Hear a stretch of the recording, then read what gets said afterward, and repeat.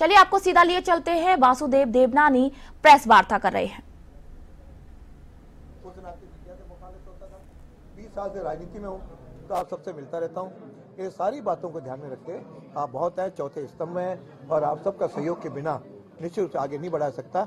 लेकिन हम सबका उद्देश्य एक है, राजस्थान का विकास है। और आज मुझे कहते हुए बड़ा नया जो लोकतंत्र के अंदर जो नए परिवर्तन आ रहे हैं, जैसे आपको मैंने बताया किस तरह से राष्ट्रपति एक आदिवासी महिला बनी है, गरीब घर से चाय बेचने वाले हमारे प्रधानमंत्री लेवल तक पहुंचे हैं और हमारे मुख्यमंत्री जी भी एक गरीब परिवार से आते हैं। और मैंने भी कभी स्वप्न में नहीं सोचा था कि मैं इस पद पे रहूंगा। एक गरीब घर में पैदा हुआ था, घर पे लाइट नहीं थी, उस समय 10वीं की परीक्षा मैंने दी है।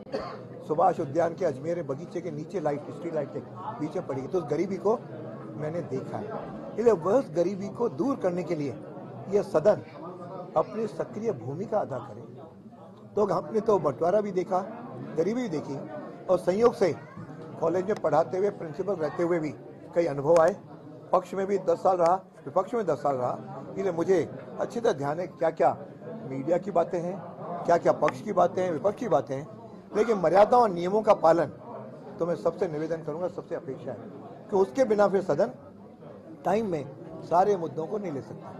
और प्रश्नोकाल होता है, दूसरे कई मुद्दे हैं। अभी कई सदस्यों ने कहा कि पर्ची का भी अनुमति दी जाए। ऐसे कई मुद्दे हैं जिसे बहुत जल्दी हम मिल करके निर्णय करके, लेकिन नए नए आयाम स्थापित हो, डिजिटल की ओर हम लोग बढ़ें, सदस्यों को और हम डिजिटल के लिए जो सुविधाएं उपलब्ध करा सकते हैं वो करें, तो निश्चित रूप से हर सदस्य भी आगत होगा। और जो नए सदस्य आए इसके लिए बहुत जल्दी 2 दिन का एक वर्कशॉप हम करने की सोच रहे हैं, ताकि उनको सारे नियमों से अवगत कराया जा सके और हम सब लोग मिलकर के इस सदन को अच्छे ढंग से चलाएं।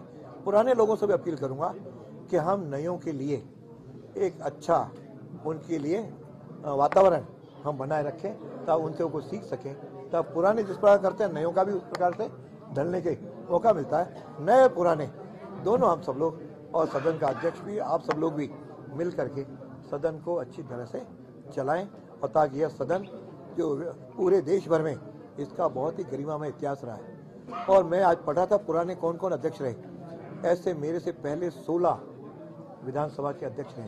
ये 16 विधानसभा है, इस बार में 2 रहे, तो कुल मिलाकर के मैं 17वां अध्यक्ष का दायित्व मुझे मिला है।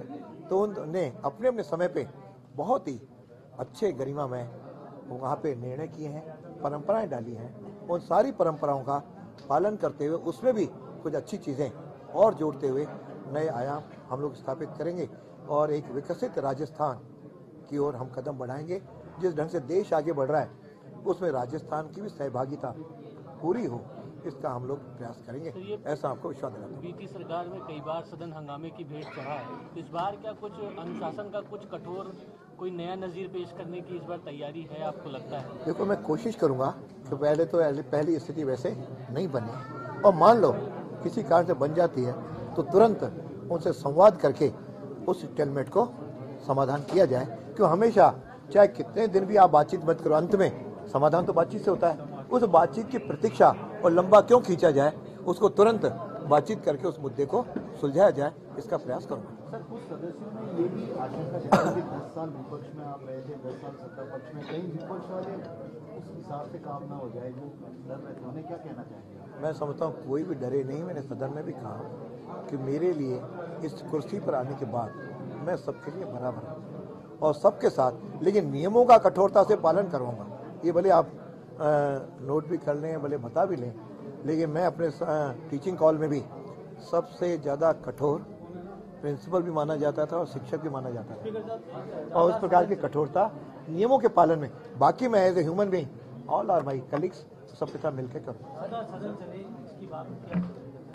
अब तक जो जानकारी आई कि सदन के साधारणतः 29 दिन 30 दिन ही सदन चलता है। कोशिश करूंगा कि इनमें दिनों की वृद्धि हो, और कम से कम मेरा पहला टारगेट रहेगा कम से 40 दिन तो हम इस बार चलाने का प्रयास करें। कोशिश तो ये करेंगे जैसे केरल का आदर्श अवस्था है, लेकिन एकदम से बढ़ाने की तुलना में कुछ दिन इस बार अधिक चले और उससे बहस भी सार्थक हो। लेकिन ये डिपेंड करता है दोनों पक्ष और विपक्ष पे। अपील उनसे भी करूंगा कि जो सदन लंबे समय तक चलाना चाह रहे हो, अच्छा चलाना चाह रहे हो, तो अपन सबका सहयोग से एक दूसरे में, मैंने कहा ना, डिस्कशन भी होंगे, डिसेंट भी होंगे, डिबेट भी होगी, लेकिन उन सब का परिणाम तक ले जाने का हम लोग कोशिश करें। ऐसा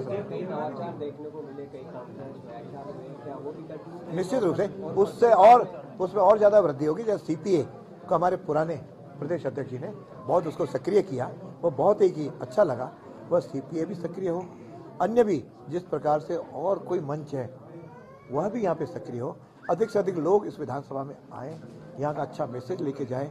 भारत में राजस्थान की विधानसभा सबसे श्रेष्ठ विधानसभा के रूप में आगे आए, इसका हम लोग मिलकर के प्रयत्न करेंगे। अध्यक्ष जी, आपने निष्पक्षता की बात कही, हालांकि कई बार विधानसभा अध्यक्ष जो पूर्ववर्ती रहे वो अपनी पार्टी से इस्तीफा देते हैं, इसके लिए पिछले अध्यक्ष जी जो थे उन्होंने नहीं दिया था, क्या आप ऐसा कोई प्रयास करेंगे? मैं नियमों को देखूंगा, यदि नियमों में आता है तो मैं निश्चित रूप से दे दूंगा।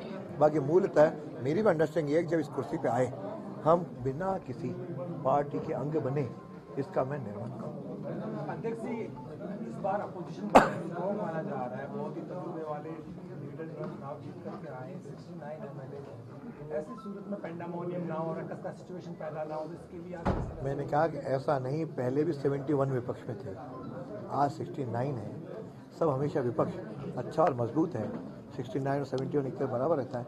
और दोनों पक्षों में अच्छे लोग जो पार्लियामेंट्रियन हैं, दोनों पक्ष में जीत करके आए हैं।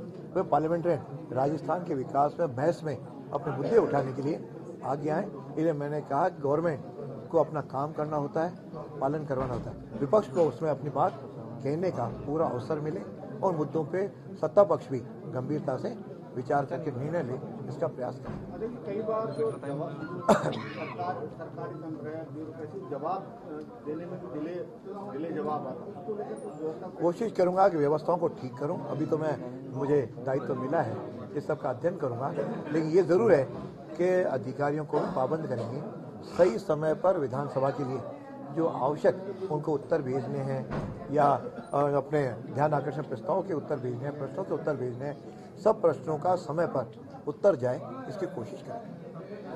थैंक यू, बहुत बहुत धन्यवाद। अल्पा ये लाओ ना।